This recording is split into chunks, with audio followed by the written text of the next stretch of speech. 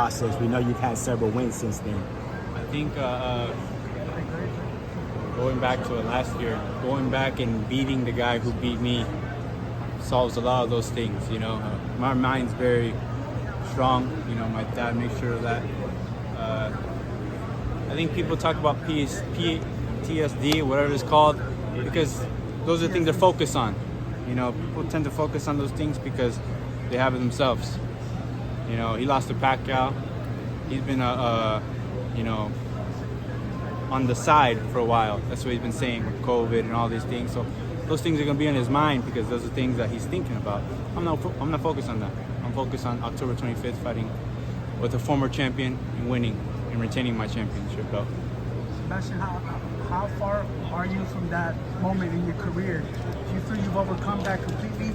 And I think you've shown it, but physically and mentally, heading into this fight with Thurman, this is the most accomplished fighter you faced. Do you feel you're past that moment in your career? People could keep bringing it up. Absolutely. I think I'm way past that, but I guess winning those two titles or holding this title doesn't show you guys, so we just have to prove it again with Keith Thurman. Sebastian, the fact that Keith Thurman has been so inactive over the years, would that be an advantage for you coming to fight? It could be. It just depends on how I display it. But for me, in my case, I think it will. Would there ever be a time when you would fight someone the same height as you? You find them. You find one at 154, super welterweight. I'll do it. It could happen, right? It could happen. We've heard you in the past describe your style as a break face style. What do you think is something that guys underestimate prior to fighting you that they find out on fight night? I don't know what runs through their mind.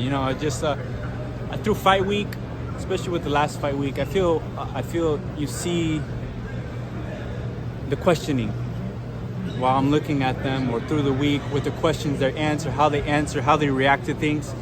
And today I saw some things. I saw some things today, but we're just focused on winning. We're just focused on doing our thing, and we're excited for October 25th. Have you ever had anyone step up on a chair to do the face-off, and what did you think of that exchange? I did. I've been tall all my life, so to see something like that just makes me chuckle. Even to say anything about me, timber, all. I've been there, done that. So it's nothing new to me. How do you lean into that experience, knowing that you are the bigger fighter, and trying to maybe exploit some things that are to your advantage? Just do what I always do. Don't I always fight the shorter guys? How do you see the Boachuk versus Adams fight? When they're fighting? They're fighting on the Canelo part. Oh yeah. Should be a good one. I have Boachuk. Yeah, Boachuk. Do you think you'll get the opportunity to fight you in the near future? Could be. We'll see what PBC has first. I wanted to touch on that real quick. We saw Keith get up on the chair. Yeah. Takes the chair out, he comes back down to reality, and you kind of looked at him like, this is what it really is. Yeah. What was your thoughts? What did you see in that moment? I feel that exactly. It's like this is the truth right here. Yeah. There's no extra lighting or special effects on TV. This is the real truth right here, and this is who you're gonna have to be fighting October 25th. And how long do you plan on staying at 54?